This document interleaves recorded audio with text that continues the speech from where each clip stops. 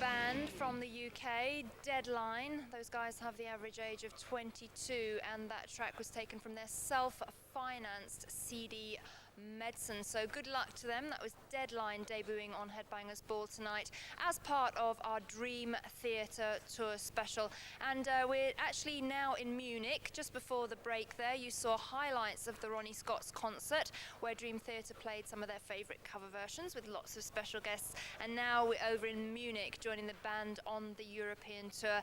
And as you can see, I've got Mike back with me and John joining us on the show. So before we actually go on and talk some more about the album, I'm just really wondering how you felt about the concert at Ronnie Scott's. How did you feel about that and the way it went? Because I really enjoyed it. I thought it was great. Thank you. It was definitely different, you know, like a couple hundred people sitting around tables, and it felt like a showcase. It was weird, but all of the special guests and playing covers, it made it a lot of fun. It was definitely unique. Yes, it was. It was definitely something different. Now, I think you showcased a lot of the band's influences in that concert, and some of them were fairly obvious, like Rush, maybe, but then there were some that were less obvious, like Tori Amos or U2 or whatever. I was just wondering, was there anything that was a particular influence on the writing and recording of Awake, just not necessarily in musical terms, but in energy levels or anything like that? Well, take it from that music. I mean, all that music is music that has influenced us as teenagers. I don't think it has any direct relation to like what we did with Awake. So you've not had any major things like have an effect on you in the current music scene? Well, I guess it's different for all of us. For me, I listen to a lot of real heavy stuff. Some of the stuff that definitely influenced my part in Awake was stuff like Helmet and Sepultura, you know, stuff like that. You know, a lot of the double bass stuff I do comes from listening to a lot of thrash and, you know, Pantera, stuff like that. So you are the full-on metal chap in Dream Theater. Yes. Yeah. Mike puts the metal in Dream Theater. So we're only on to the third night of the European tour. Has things gone off to a smooth start, John? Yeah, it's been great. You know, the crowd's been really enthusiastic, and can't ask for more than that. It's been really cool. You're selling out the shows as you go, and which is a real achievement because it's tough in Europe with so many bands touring at the moment. Well, I mean, knock on metal. We've always done really well here, I mean, especially Germany. We're doing like 2 weeks here and decent-sized venues, and the fans come out of the woodwork. I mean, Germany, Italy, Holland, Sweden, I mean, the list goes on. Everywhere we go in Europe, the fans are phenomenal. The turnout's always great, and the shows are awesome. Well, we're going to show you some live performance from Dream Theater very shortly. Just talking about the album again, though, unlike some groups, Dream Theater is very much a band effort because everybody's involved in writing the lyrics and the music. It's therefore actually interesting that there is a common thread running through the songs. Do you think that Awake could loosely be described as a concept album, very loosely? Loosely. I think it's actually more of a concept album in the musical sense than the lyrical sense, because every song is tied together, and they're strung together in a way that if you listen to the album from start to finish, there's a lot of reoccurring themes musically. Lyrically, yeah. I mean, lyrically it's dealing with a lot of common topics like deception and betrayal and trust and lack of it, and a lot of things we learned on the road, dealing with trying to balance our professional lives and our personal lives. You know, that's always a struggle when you're a band on tour. So I guess loosely it can be called a concept album in that sense.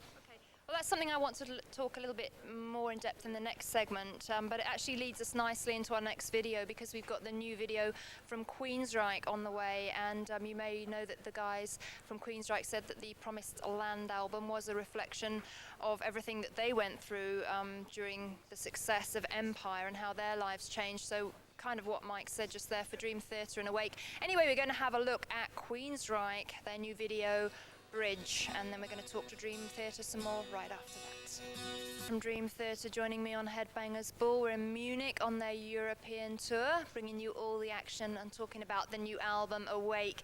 And we touched on this a little bit in the last segment, but where do you guys feel that the major progression has come on Awake? Do you think it's more in the lyrics and the feelings portrayed than in the music itself? Well, I think having not written for as a band for like 2 years since we did Images and Words. I think we improved in both areas. I think the lyrics gotten a little better, and at least for myself personally. And I think the music took a change as well. I think it's more where we are right now. So I think in both areas we did. Good. Well, that's the best way to go. I mean, how much have your lives changed since the success of the last album, just on a day-to-day basis? You know, it seems that you've been influenced a lot by relationships on the lyrics to this album, and I'm just wondering, you know, have your personal relationships changed because of the success and the lifestyle you were leading on the last record? Well, first of all, I don't have to deliver Chinese food anymore. But things have changed for us, for sure. You know, we're spending our lives on the road, you know, and we're constantly wrapped up in the band. It takes a lot out of you. And it's hard.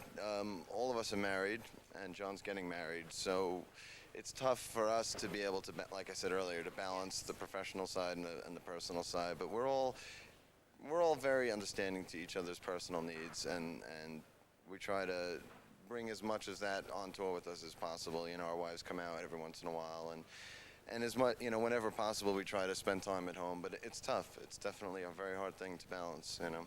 But I mean, on the last album, were you also disillusioned with things that you saw that went on in the music business, that probably before you'd reached that level, you didn't realize that certain, like, a lot of political things go on and so on? Oh yeah, for sure. I mean, a lot of people out there may think that if you get in the band, it's just like, oh, you just put out a record and you're huge and you do whatever. But it's like, there's so much politics involved. People getting their hands in the pie, people putting in their opinions, and you know, you have to consider a lot of it. But there's also a point where you have to step away from it and, you know, be in control of your own career. But it's tough, you know. There's a lot of politics involved, and a lot of, you know, a lot of frustrations, and you have to be really, level-headed and patient, and you know, usually things work out.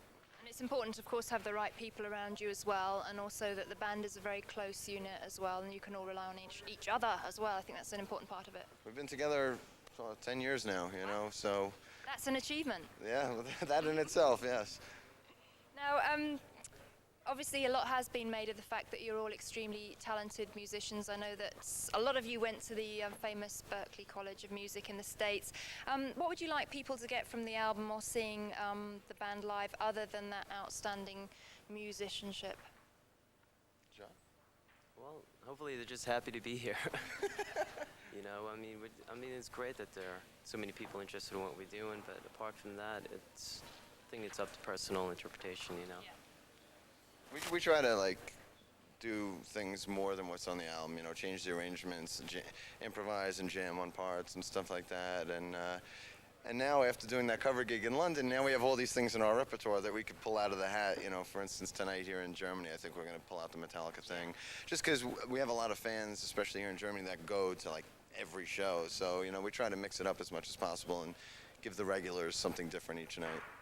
Well, we're going to see what Dream Theater gave Munich this very night, because we're going to go into our next short break right now. And taking us into that break, we have some Dream Theater live on stage at the Terminal 1 in Munich. And we'll talk to the guys some more after this next short break. So stay tuned, and many thanks to Mike and John for talking to us. And we'll probably see them a little bit later on.